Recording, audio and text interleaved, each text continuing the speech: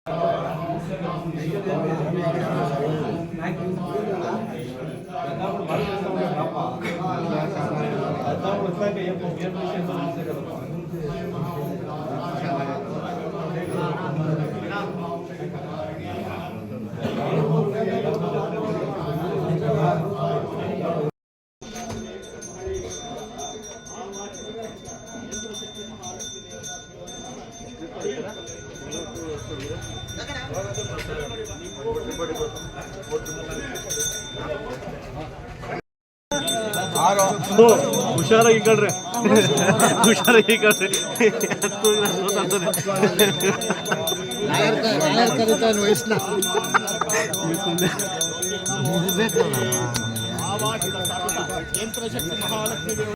ವರ್ಷಗಳ ನಂತರ ತೂರ್ಗೆರೆ ಬಂದಿದೆ, ಏನು ಹೇಳಕ್ಕೆ ಇಷ್ಟ? ಇವತ್ತು BMTC ಬಸ್ ಬರೋಕ್ಕೆ ಕಾರಣ ಸುಮಾರು ವರ್ಷಗಳಿಂದ ನಾವು ಚಿಕ್ಕೂರಿನಿಂದ ನಾವು BSRTC ಬಸ್ಸಿತ್ತು ತೂರ್ಗೆರೆ ಆಲ್ಟ್ ಗಾಡಿ. ಎಷ್ಟೋ ದಿನ ನಾನು ಮೆಜೆಸ್ಟಿಕಲ್ ಬಸ್ ಮಿಸ್ ಆಗಿ ದೊಡ್ಡದಿಂದ ಅನ್ಕೊಂಡು ನಡ್ಕೊಂಡ್ಬಂದಿದ್ದೀನಿ. ನಾನು ಇನ್ನು ಹಿಂದೆ ಕಾಲದಿಂದ 5 ಗಂಟೆಗೆ ಬಸ್ ತೂರ್ಗೆರೆಗೆ ಹೋದರೆ ಆ ತರಕಾರಿಗಳು ಅವುಗಳೆಲ್ಲ ತಗೊಂಡೋಗಿ ದೊಡ್ಡಾಪುರದಲ್ಲಿ ಮಾರಾಟ ಮಾಡ್ಕೊಂಡು ಮೆಜೆಸ್ಟಿಕ್ ಕಾರಣದಿಂದ ಬಸ್ಸು ನಿಂತೋಯ್ತು.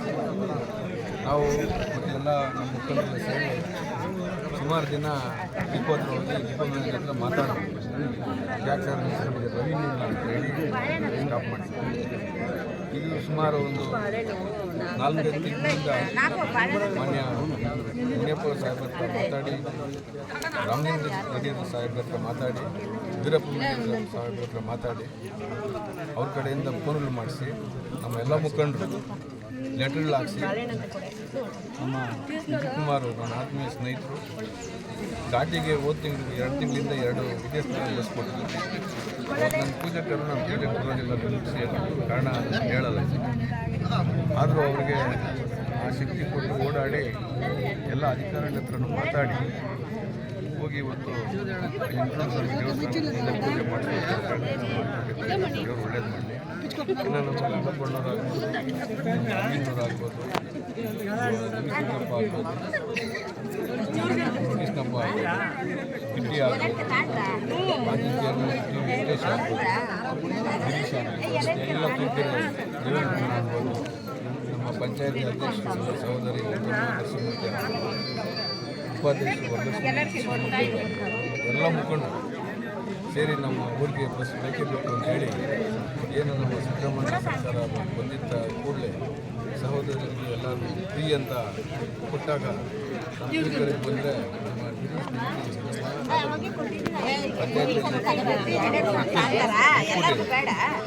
ಅವರು ಏನನ್ನ ಎಲ್ರಿಗೂ ಫ್ರೀ ಅಂತಾರೆ, ನಮ್ಗೆ ಏನು ಫ್ರೀ ಇಲ್ಲ, ಬಸ್ಸಲ್ಲಿ ಓಡಾಡೋಕ್ಕೆ ನಮಗೆ ಚಾರ್ಜ್ ಕೊಟ್ಟು ಹೋಗಬೇಕು ಅಂತ ಹೇಳಿದ್ರು. ಅವರು ಕ್ಷಮೆಯಿಂದನೇ ನಾನು ದೇವ್ರ ಹತ್ರ ಮನೆ ಮಾಡ್ಕೊಂಡು ಏನಾದರೂ ಬಸ್ ಬರೋ ಥರ ಮಾಡಬೇಕು ಅಂತೇಳಿ ನಾನು ಅರವಿಂದ ಹತ್ರ ರಂಗಪ್ಪನ ಹತ್ರ ಎಲ್ಲ ಮಾತಾಡ್ಬಿಟ್ಟು ನಾವು ನಮ್ಮ ಮುಖಂಡ ಹತ್ರ ನಮ್ಮ ಕಾಂಗ್ರೆಸ್ ಸರ್ಕಾರದಲ್ಲಿ ನಮ್ಮ ಮುಖಂಡರು ಭಾಗದ ಶಾಸಕರು ಮುನಿಯಪ್ಪ ಸಾಹೇಬರು ಬದಲಾಗಿ ಫೋಟೋಕಾಲ ಇರೋದ್ರಿಂದ ಮಾಡಿಲ್ಲ. ಮುಂದಿನ ದಿನಗಳಲ್ಲಿ ವಾರ 15 ದಿನದಲ್ಲಿ ಏನು ನಾವು ತೂರ್ಗೆರೆಯಲ್ಲಿ ಸಂತೆ ಮಾಡಿದ್ದೀವಿ.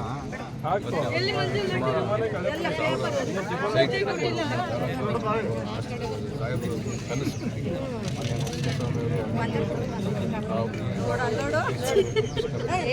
ಎಲ್ಲ ಸೇರಿ ಕಳ್ಳರಪಟ್ಟಿಯಲ್ಲಿ ತಾಲೂಕು ಪಂಚಾಯತ್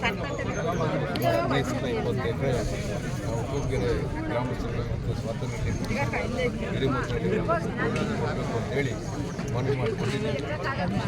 ಪರ್ಮಿಷನ್ ಆಗಿದೆ. ಆದಷ್ಟು ಬೇಗ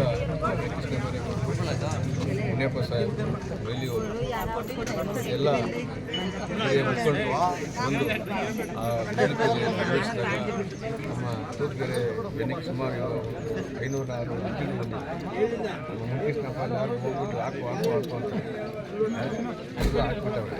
ಅವ್ರಿಗೆಲ್ಲ ಮಾಡಿಕೊಟ್ರೆ ತೂಪ್ಗೆರೆಯಲ್ಲಿ ಜಾಗ ಇಲ್ಲ. ಆ ನಿವೇಶನ ಆದರೆ ಭಾಳ ಒಳ್ಳೆಯದಾಗ್ತದೆ.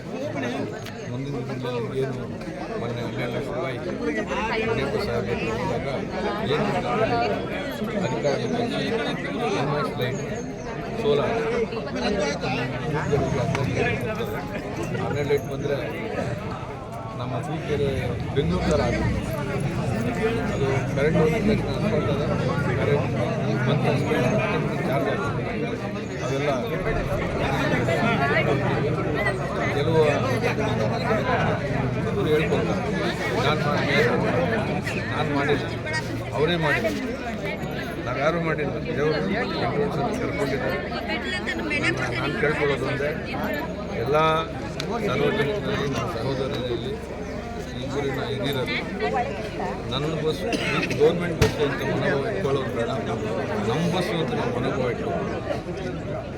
BMPC ಅಧಿಕಾರಿಗಳು ಮತ್ತು ಎಲ್ಲ ಅಧಿಕಾರಿಗಳಿಗೂ ನಾನು ಮನವಿ ಮಾಡ್ಕೊತೀನಿ, ಈ ಬಸ್ಸಲ್ಲಿ ನಮ್ಮ ಬಸ್ ಗೌರ್ಮೆಂಟ್ ಬಸ್ಸು ಅಂತ ನಾವು ಮನೋಭಾವ ಇಟ್ಕೋಬಾರ್ದು.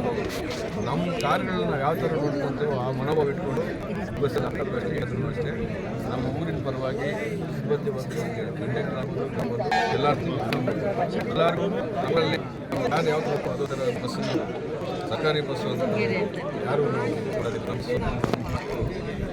ಮುಂದಿನ ದಿನಗಳಲ್ಲಿ ಇನ್ನೊಂದು ಬಸ್ಸು ಹಿರೇಮದ್ದನಹಳ್ಳಿ ಲಾಟ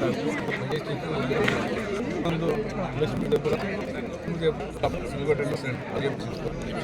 ಚಿಕ್ಕ ಕಾಚೇರಿ ಚಿಕ್ಕನಹಳ್ಳಿ ಸಾದ್ರ ಮುದಿನಹಳ್ಳಿ ಚಿಕ್ಕಳ ಆ ಥರ ಇನ್ನೊಂದು ಮಾಡ್ತೀವಿ. ನಿಮ್ಮ ಜಾಗ ಏನಿವತ್ತು ಸಾಯಂಕಾಲ ನಿಮ್ಮ ದೇವರ ಆರು ನಾನು ಫೋನ್ ಮಾಡಿ ಅವರಿಗೆಲ್ಲ ನಮ್ಮ